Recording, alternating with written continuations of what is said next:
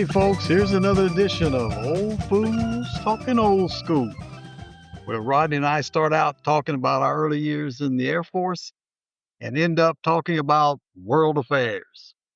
We hope you enjoy. I look back and think about, even back, when young airmen and stuff, we was doing all the stuff, letting your hair grow out, getting your hair braided on the weekend when that wasn't right. You weren't supposed to be doing stuff like that. Yeah. I was telling who was I talking to in San Antonio? I guess when I was talking to Smitty, I said it was funny how, Mary was talking about, she used to come on the yard a lot. I still say I don't know why we didn't at least pass each other. And we may have done it at some point because they'd be over there running them airmen at the airman club all weekend. And I said, it's funny, we would go to the airman club to find a ride off the base. That's right. They were coming on the base. I said, you try to go downtown, we'd get in there on the weekend and blow our hair out to try to look like we had wasn't in the military and stuff. And so you walk in the club and start sweating, all that stuff would shrink up. Yes, sir. I said, but yeah, it's funny how you were almost anti-military to some point. At that you're thinking, you wouldn't have stayed in there a year. But, we made it through, didn't do it. Like I said, we didn't do anything bad. We didn't, like you say, we didn't hurt nobody. We didn't hurt ourselves. We didn't do anything crazy. But yeah, it ain't nothing like being squeaky clean, I'm telling you. Shit, I got a picture down there in my study, man. One of the pictures Rosa wanted to keep, and we'll keep hanging it up everywhere we go, of one of them Olin Mill pictures of me and her. And she wanted me to be in my uniform. I'm in my uniform, man, with an afro. When people come in here that know about me, I say, yeah, man, that was 3510, wasn't even in the picture back then. I got that one of me. I was an airman basic. I didn't even have any stripes. And I had it at my retirement ceremony. And everybody's like, Mickey, how did you get away with that mustache? That mustache is almost to your ears. Like, yeah. I said, I've got one of them kind of guys that, don't have a long lip line. So whenever I cut my mustache into regulation, I look like Hitler. So I said, I knew I was going to get that picture taken. So I let it grow. Yeah, it ain't nowhere in regulations. Hey, man, I'm telling you. So, yeah, boy, it skirted the limit, Yeah. Now I be questioning myself. Now, that's not right. Get that, go on. Well, of course, that's in some things. Cause right. I'm still not all that way with the speed limit. No. I mean, we all do those kind of things. We had those little conscious check things. We all do that. I was leaving Walmart. The guy to the car. I went through the self check, got to the car, and realized there was I forgot what it was, still in the basket I hadn't scanned. So the devil is saying, just forget about it. Right. The angel saying, you know what karma is. Karma can be hell. You got to take that back in there. I forgot what it was. I'm like, oh, well, I'll make up for it next time. I'll pay double. So, right. I came on home. Yeah. But yeah, it's good to be goody-two-shoes sometimes. Sometimes. Hey, I'll just strike that up.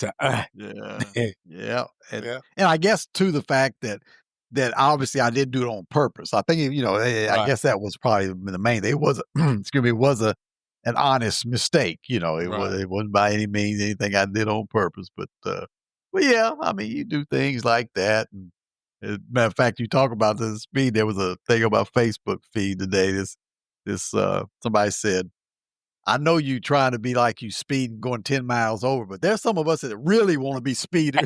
They had this arrow pointing down at this car, and there was like 4 or 5 cars behind them. Yeah, I know you think you're doing something because you're going 10 miles over the speed limit, but there's some of us that really want to speed. Yeah. I was looking at my the guy that cuts my yard, his crew that cuts my yard anyway. And He sent me an invoice. I'm like, okay, I printed it off so I could mail it in to him. And I'm like, I've been waiting because I had him come in and clean out my landscaping and trim the bushes and all of that other good stuff.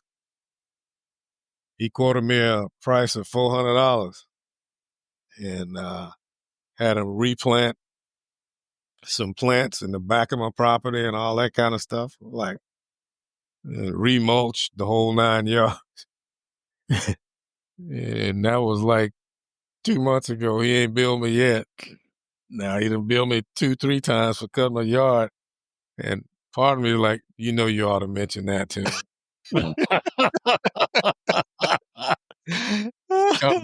They was going through they got a new computers in and they was trying to get it because they want to get up to date, with all these reminders. I see him coming in now. He said, I'm sorry, Mr. Turner, we still trying to work the kinks out. I'm like, all right. And I'm sitting there thinking, well, I hope you didn't forget about that.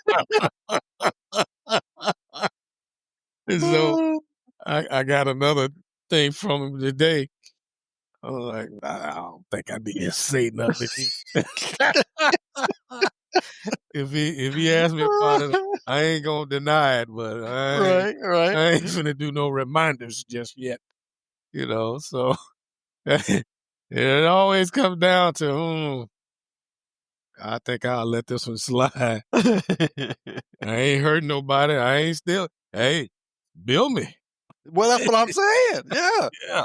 Yeah, you're supposed to bill me. I'm waiting for you to bill me. That's it. So I was like, okay.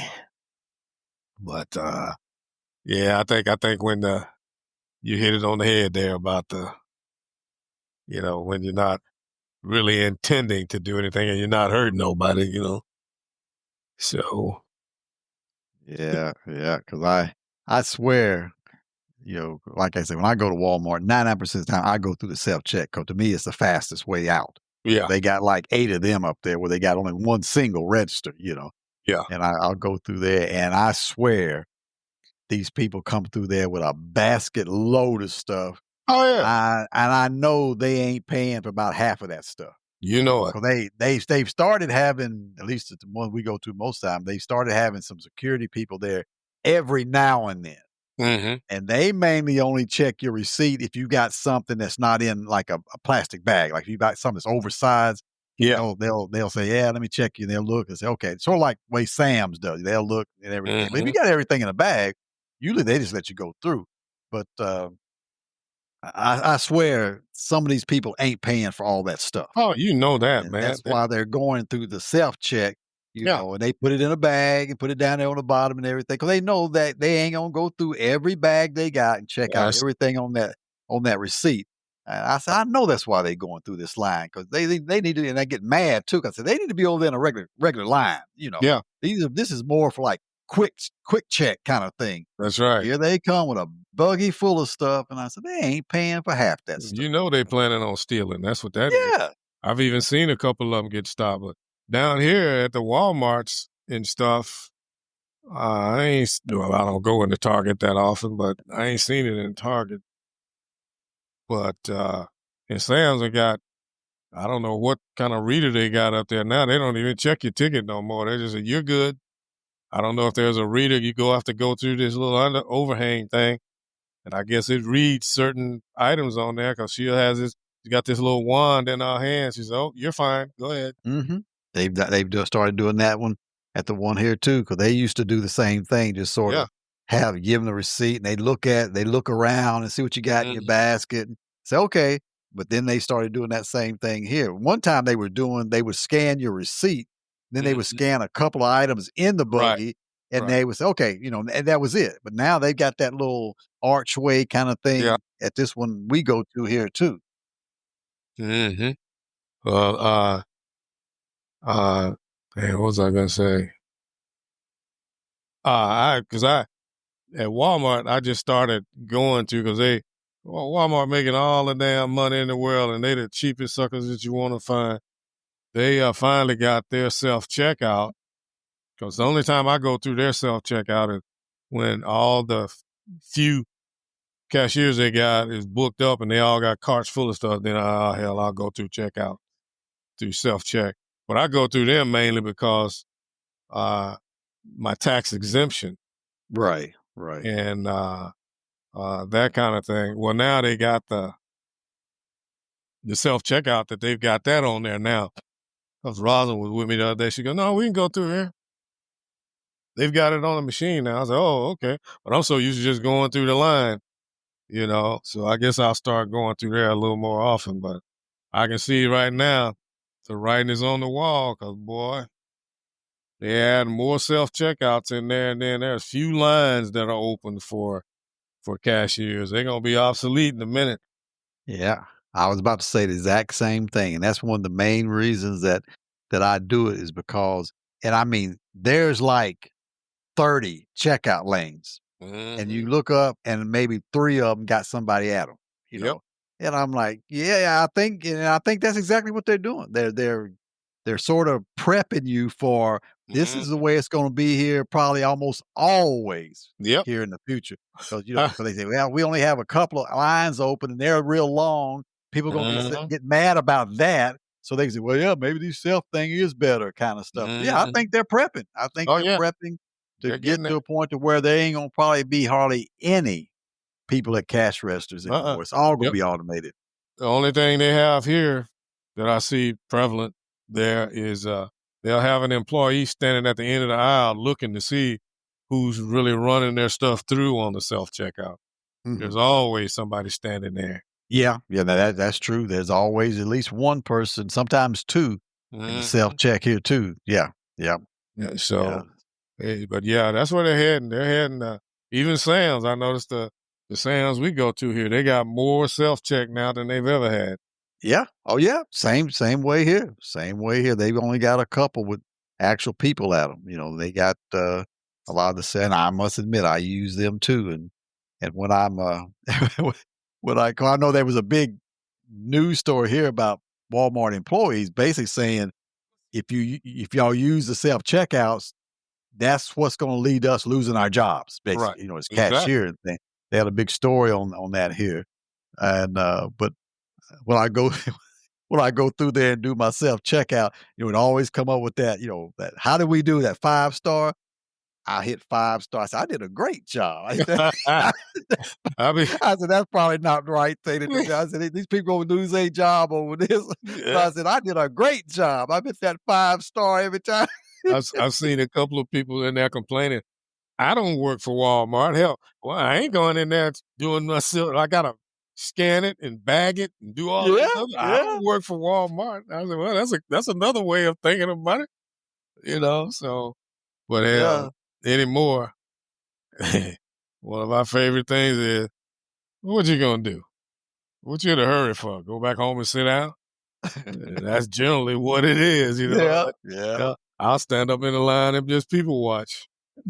Sit here, cause yeah, you talk about them reels, boy. You can see some reels Walmart too walking through there. Oh, Oh, yeah, good, you can. Yeah, googly you moo. can. Just like I said out there yesterday, there was some people that shouldn't been wearing what they had on, and then Mhm. there was others out there and I'm like, "Damn, look at it." And the thing about it is, see, our booth is primarily women. Yep. So, here you are trying to be up, above board on everything, but you also trying to get a look in, Yes, sir.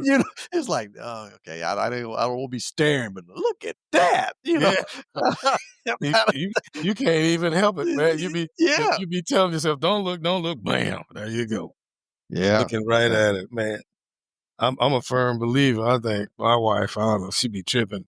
We go somewhere. She's always, I said, why is it that every time we come into Walmart or somewhere, you disappear? I'm like, I got to stop over here to pick up something and look at, well, you look at stuff too long. I said, no, I don't. I'm looking at expiration dates and all kind of stuff. I'm like, what are you talking about? And inevitably, I look up, she gone.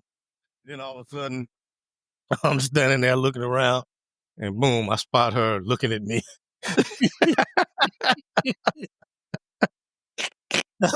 I'm like, well, I mean that. But you sure was looking at that girl pretty hard, huh? You just You didn't got to the point where you just don't even care. You just stare. They bold enough to wear it. Yeah, I know what you mean, man. I'm the same way. I mean, I there's been times that I went in and I'll be going down the aisle that's I always get not perpendicular, but the other way, going the other way, and I'm Mhm, looking down the aisles I'm going, mhm. and I'll look down and say, oh, I gotta go see what that's about. I'll make that turn down the aisle after, make the circle and come back up go back up the aisle that they're on, and of course, you gotta act like you're shopping. So I'm Right, pushing the right. buggy sort of slow and I'm looking over Mhm, and stuff on there.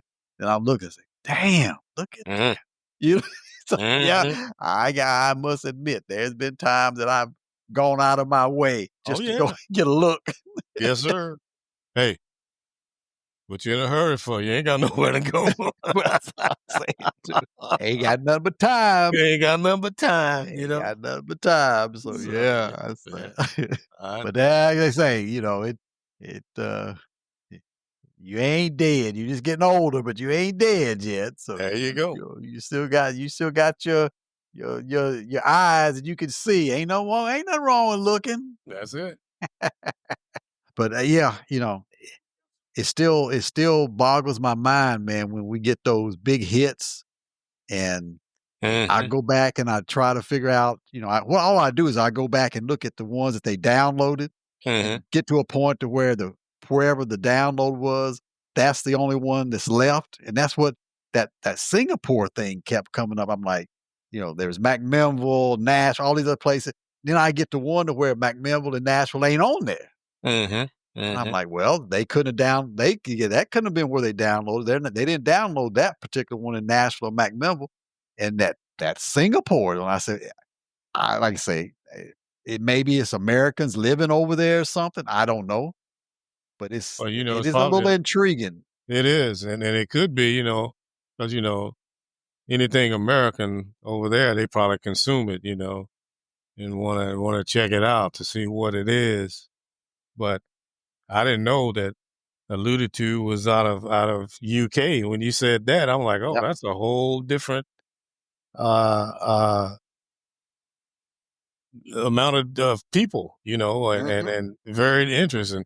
And it's kinda like when we was over there, they always wanted to know what the American perspective was. I wonder if that's the curiosity, and then, Eh, I it think could be. Singapore, they got bases over there. The UK got bases over there, don't they? Yeah, I think so. Mhm. Yeah. So I hadn't thought about that really. I mean, I knew that this was based in England. I already always knew that, Mm. but I didn't think about the fact that they've got bases over there, and I think maybe even back, you know, years ago, I think Singapore may have been. I don't think it was a colony of UK, but they had some kind of something going over there. So Mhm. yeah, that could be part of it too. It's just it just sort of gets your attention when you get these weeks and weeks of 15, 20, and then you get one that says 95. It's like, well, damn, what happened? Yep. It Well, just and also too, Singapore, because Rosalind's cousin lives in Houston before he retired. He was engineer, and he'd go maybe 3 times a year to Singapore for their company down there. So I don't know how many American-based companies are over there with Americans over there. It could be anything, man. Who knows? well, yeah, that's the thing. If you don't have a way to pinpoint it directly, yeah, it Mhm. could be anything. But I've got to go back in there and check because even though I don't know if it's something we'd ever do, but they have an incentive program. After you hit so many downloads, you can ask to do ads in your Mhm. podcast. I have to go. I'm gonna go out there and see. At one point, we hadn't met that threshold, but I'm gonna go out there and see where we are because those are some pretty decent size. Come for us. I mean, Mhm. obviously, there's podcasters that gets millions of hits a Mhm. day. Those big time guys. But I'm gonna go out there and see. Hey, probably gonna be another bombing anytime soon. So who knows? Well, it's gonna be interesting to see what happens now that this is all gone down. It's Hmm. it's gonna be interesting to see. I said the same thing today when I was listening to some of the rhetoric this morning.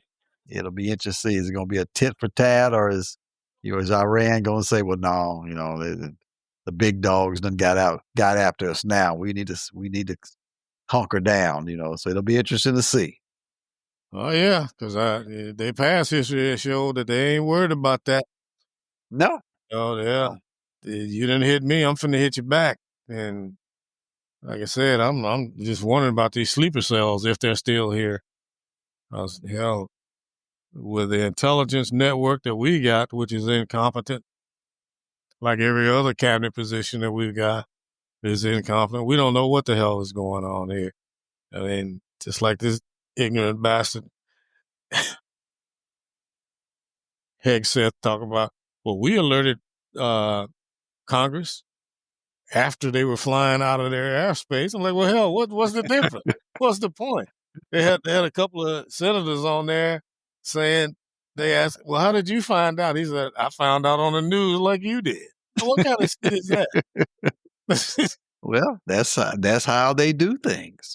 Man, how they do things, and it's probably going to be that way for as long as they're running things, forever. How long that is, Yep. So yeah, I think that's the way things are going to be. So it'll be interesting to see. You just never know what these other countries are thinking and stuff. But I always think back to 9/11 because they said that I don't know if you remember, they had that explosion in one of the high rises in New York. I guess it was a couple of years or more before 9/11, and they said that was the same group, Al Qaeda, whoever did that explosion, and that they had learned that to bring down one of those skyscrapers, you really couldn't do it from the bottom because because of the way they realized to bring them down, you had to hit them from the top. And that's why they ended up with the planes and running the planes into the top of the buildings, and you see what happened. Yeah. But they said they said that was a preliminary strike, if you would, to see what would happen if they had an explosion at the bottom. It didn't do a whole lot. That's when they realized they have to attack from the top, and what was it, 2 years, whatever it was later, that's when 9/11 happened. So you don't know. That's the thing. That's Exactly. I don't know if that's kind of thing is still going on or not, but I guess unfortunately we'll see here in the next few days. Yeah, and they could be patient, like wait till our guard is down because American people will forget after a week. Wait till your arms are down, but ever since the Ukrainians did what they did to them damn Russians, boy, I'm like, everything is on the table now, man. You don't know when and where you're gonna get it or how. Yeah, that was ingenious. That was ingenious the way they did that. And now I was listening to Meet the Press today, and I was amazed at how much Lindsey Graham and everybody is talking about. We got to get Putin to try. Putin's doing it. Putin. I'm like, at one time, Trump and Putin was booty buddies. Yes. Now all of a sudden talking about he ain't gonna do this, he's doing that, and we got to get him to the table. I'm like, how times have changed. Oh yeah. It's just for convenience. And everybody figured out that Trump is hell, he's afraid of Putin anyway.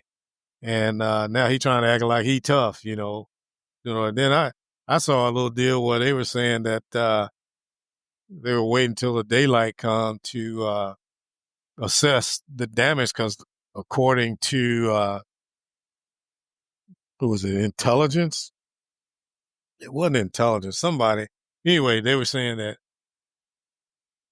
Trump had alerted them that they were going to drop the bombs and that basically all he did was hit the entrance and the exit of those supposed bunker nuclear stuff that's down underground.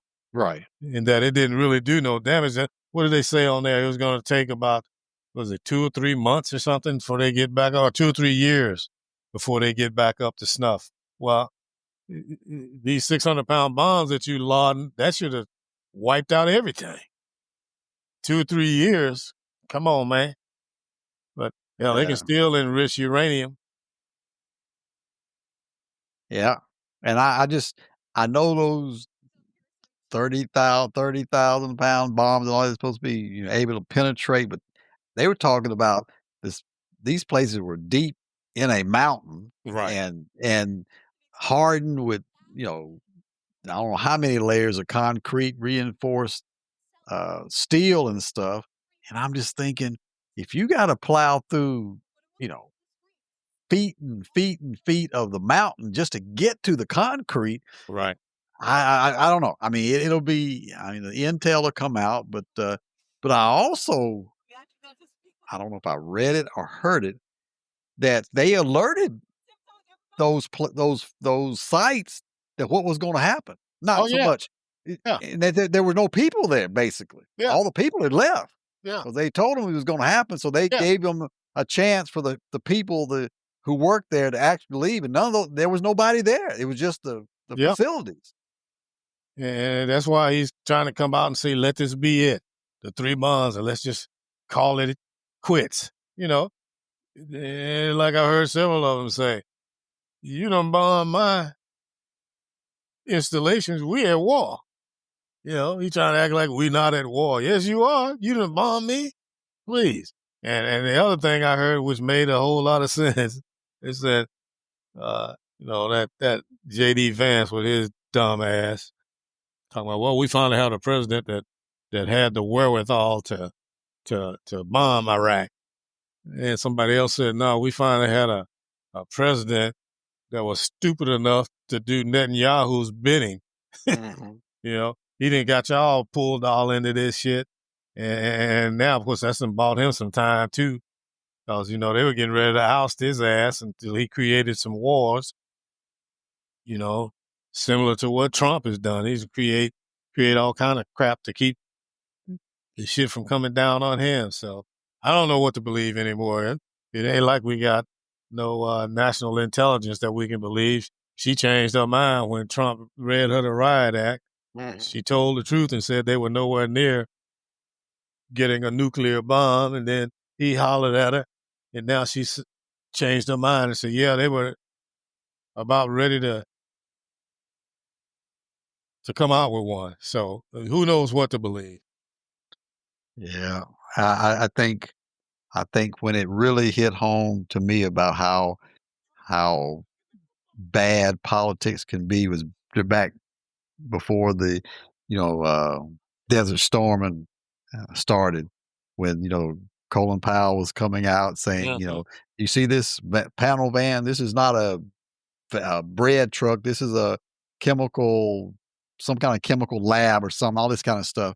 And then, of course, after all that was over, they said, they deliberately lied. And they deliberately lied to him. Yep. That Saddam didn't have those chemical weapons, and those weren't, chemical laden trucks and all this kind of stuff. And I said, I didn't, by no means did I know Colin Powell personally by any means, but it seemed like he was, to me, always a pretty stand up kind of guy. Oh, yeah.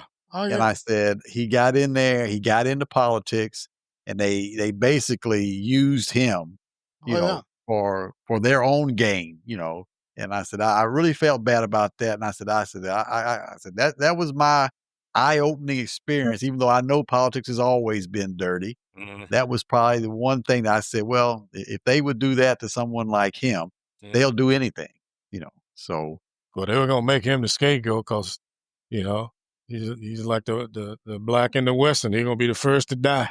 Mm-hmm. Yeah. That's exactly what happened. I said, he ain't in the good old boy club as much as he thought he was. It's just how it is. I mean, for us, the stuff that we've been dealt all these years, we have to be skeptical. At least, I ain't gonna say we have to. I am skeptical about it. Or maybe some people will say I'm cynical, Mm-hmm. And because when I hear it, it's like, well, it's but let's hear the rest of it. Yeah. Well, I mean, to me, it's gotten to the point of who can you believe anymore? Right. The people that you depend on to tell you the truth and be honest and open about it. You can't believe any of them. Nope. Social media, as potent as it is, you can't believe it. You know, so I mean, you're almost to the point of where you have to be cynical and skeptical of things because you can't find a source that you can say, "I believe them. I believe Mhm. what they say. I think they're being honest and truthful." You can't find that anymore. And that's really, I think, a sad state of affairs when you get to the point to where everything that you read, everything that you see, you almost have to take with a grain of salt until you almost can verify it yourself. Yeah. Yeah. We just almost gotten to that point, You're right. You're certainly which right. is sad that It is. it seemed like it used to be that way in the communist countries.